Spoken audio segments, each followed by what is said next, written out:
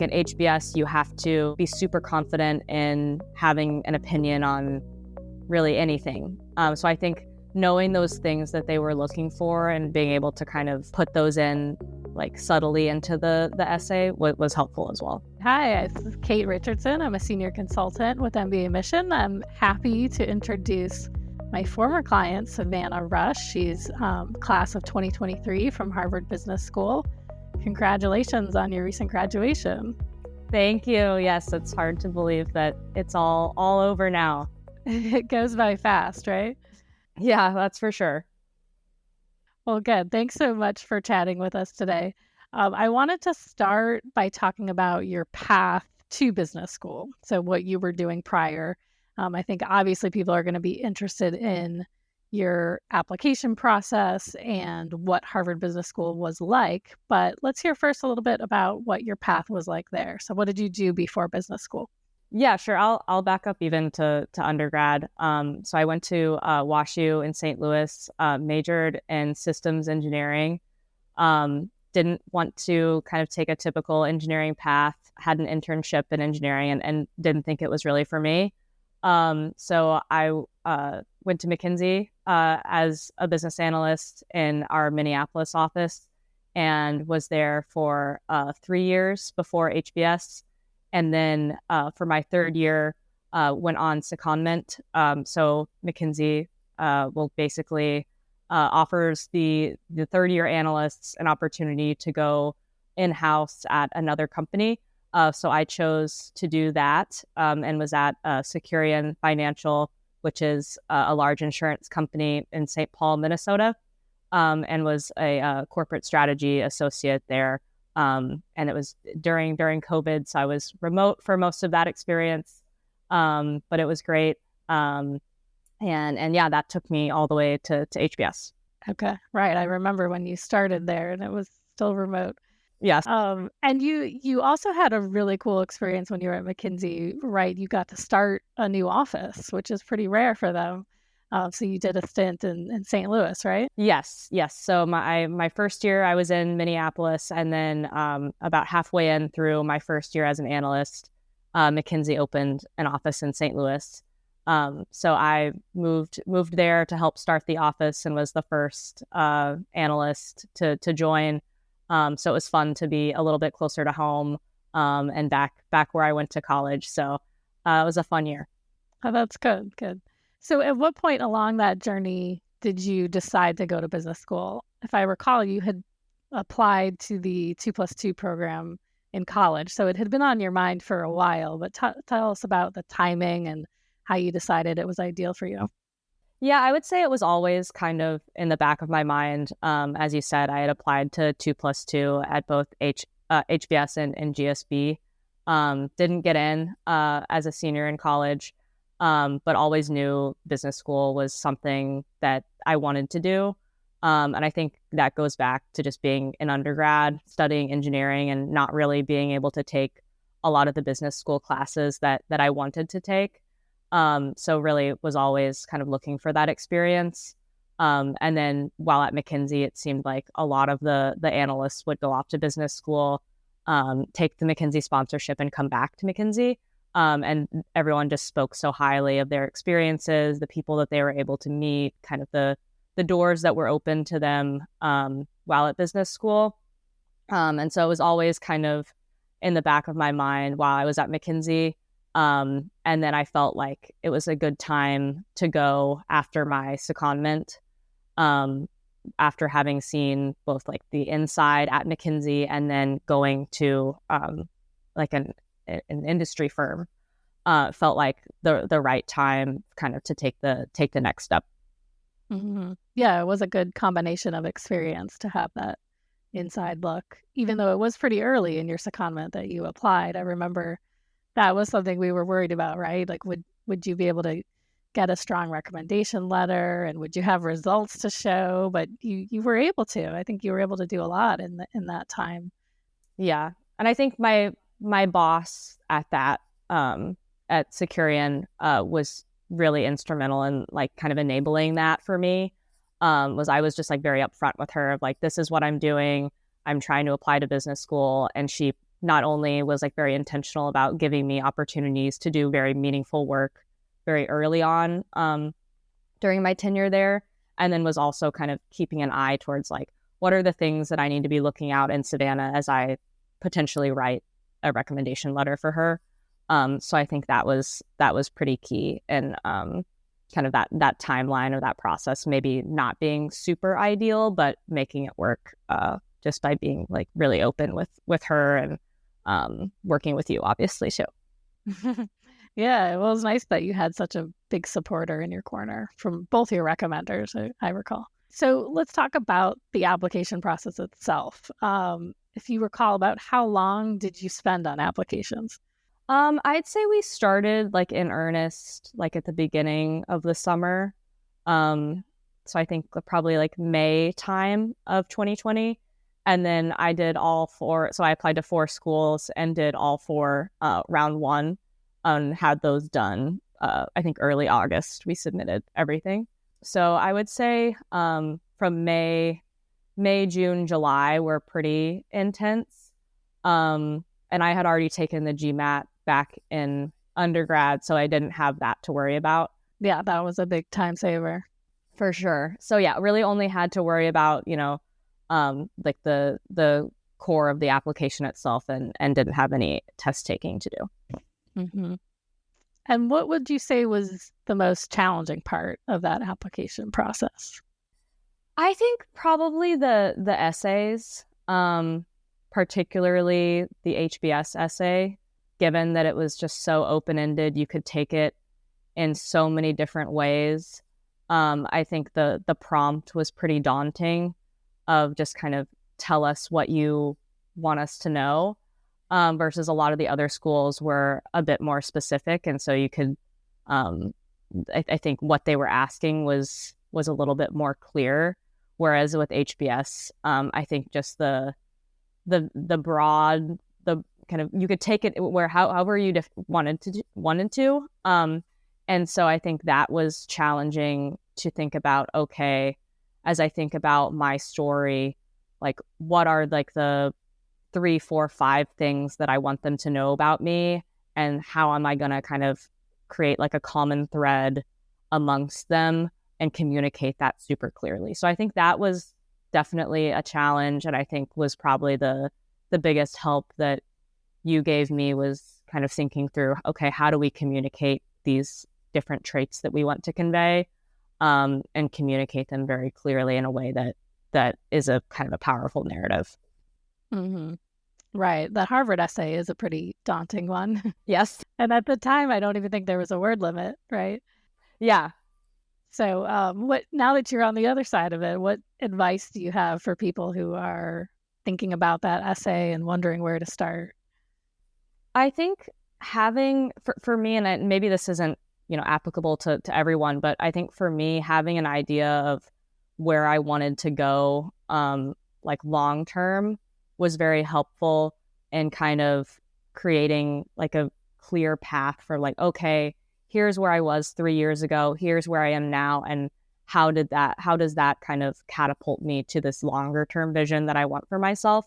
So I think for me, having an idea of that was very helpful in kind of creating a narrative, and like kind of tying the thread of like, here's where I was, here I am now, here's where I am now, here's how HBS fits into this, and then translating that to like longer term. I think that was quite helpful for me.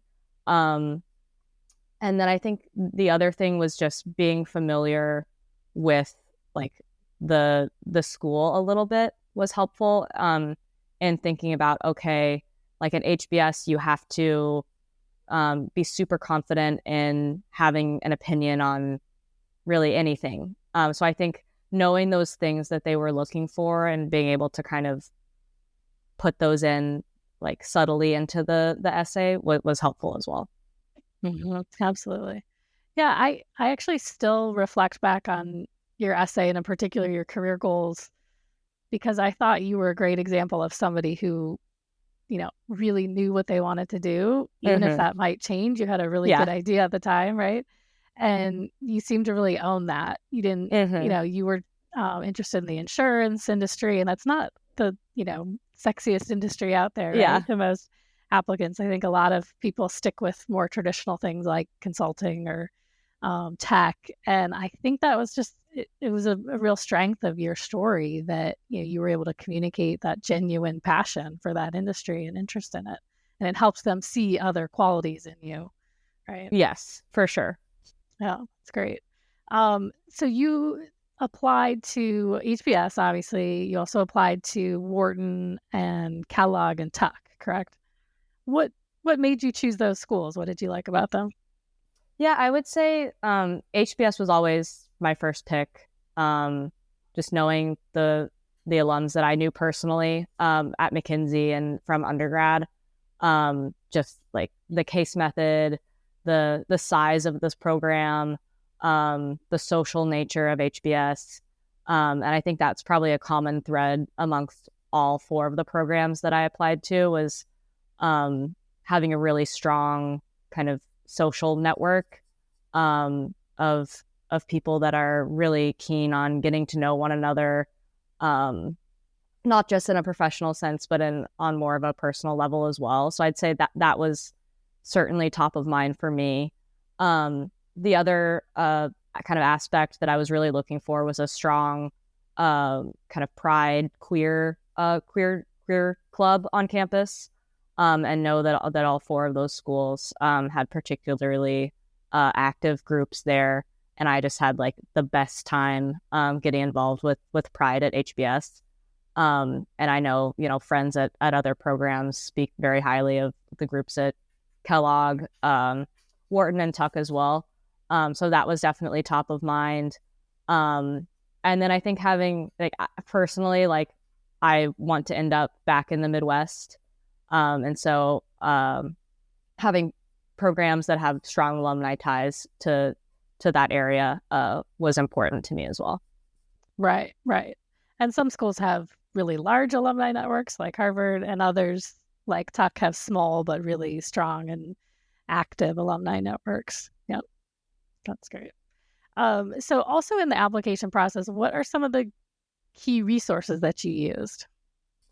I would say you, of course, you were just like probably number one, but I'd say all of my mentors at McKinsey, just because there were so many that had followed a similar path of whether it was being a BA at McKinsey and then going, or coming to McKinsey after business school, just talking to so many of them, getting to know kind of their experiences at the different programs. So I think that was especially helpful in narrowing down the list of schools that I wanted to apply to, was just like talking to as many people as I could about their experiences at the program, what they liked, what they didn't like, what they would have done differently, both while at school and then in the application process.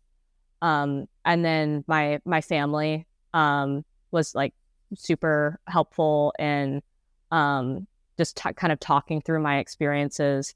I felt like they had a really good memory of certain experiences that I went through both in college and at McKinsey that I maybe forgot about or didn't think were as important as maybe it was in their mind. So I think talking through those things before kind of taking pen to an essay was really helpful, and like kind of brainstorming of like, okay, what are the experiences or like stories or anecdotes that were super like meaningful. I'd say talking with them was pretty important as well. That's great. Yeah, that's great advice to involve other people who know you really well. Yeah. And I think, yeah, with the brainstorming process, I always tell people it's not something you can do in one sitting or in a couple of days. You really need to talk to people, reflect, think about things, come back to it, because you never know what small story or small detail might be relevant to showcase a strong quality about yourself. Absolutely. Yeah. And I think that was totally true with me, of like random stories would kind of pop out, a week after I had started with kind of that exercise. Yeah, for sure. Well, that's great. What was most helpful or valuable about working with mbaMission and working with me? I mean, I obviously loved working with you, but I want to hear it from you. I think the essay revisions were so incredibly helpful. Just like even like the little things of just like being a little bit more succinct here, or add a little bit to this sentence so that we can link this experience to like this quality that they might be looking for.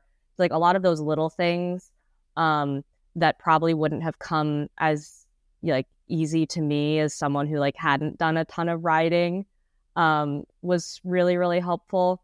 And then I'd say the interview prep that we did together was super helpful.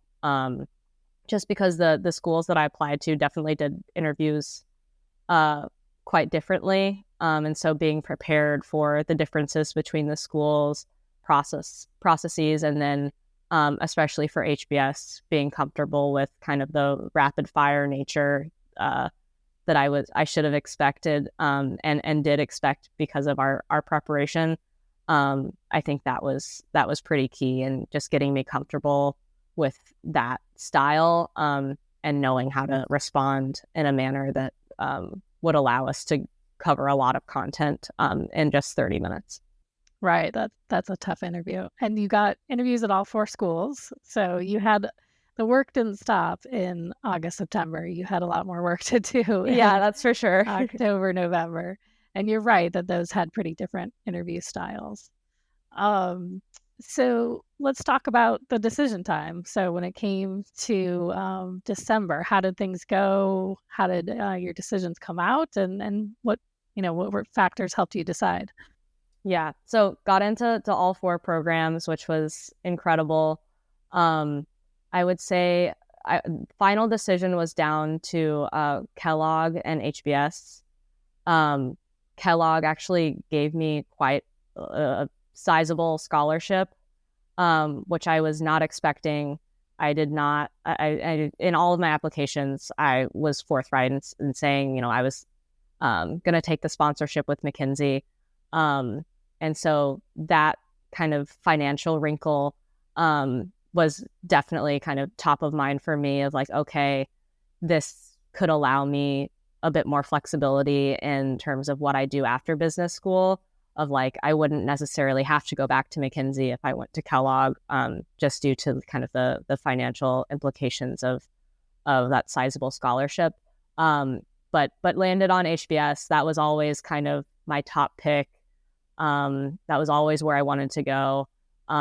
And I was always intending on going back to McKinsey. So going to HBS was kind of always the goal in mind. So settled on HBS without really a ton of back and forth. But the scholarship from Kellogg was definitely a surprise and put a little bit of a wrinkle in the plans, but settled back on the top pick of HBS.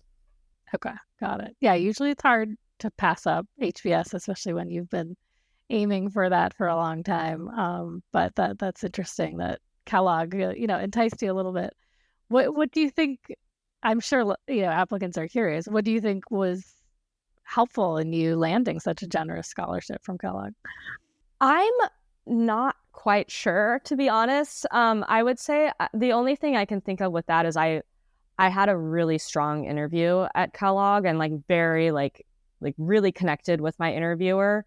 It felt super easy, conversational. And I just felt like we connected super duper well. And so I'd say that would be kind of the thing that maybe, tip the scales a bit. But I'm really not sure. Yeah, you'll never know. You also had a great GPA, so you're selling yourself short. That's true. That's true. And great GMAT too. So, was there any other advice you wanted to share with applicants to HBS? I guess the more of yourself that you can share, the better. Even things that may feel a little bit more vulnerable. They do really seem to care about the full person and all of the different parts of your personality that make you who you are. So if there's anything that you feel is important that kind of makes you, if there are any anecdotes or experiences that really showcase those things, really no matter what they are, I would say. I think that can go a long way in kind of envisioning you as part of a section, both in the classroom and socially on campus, I think can only serve to help you.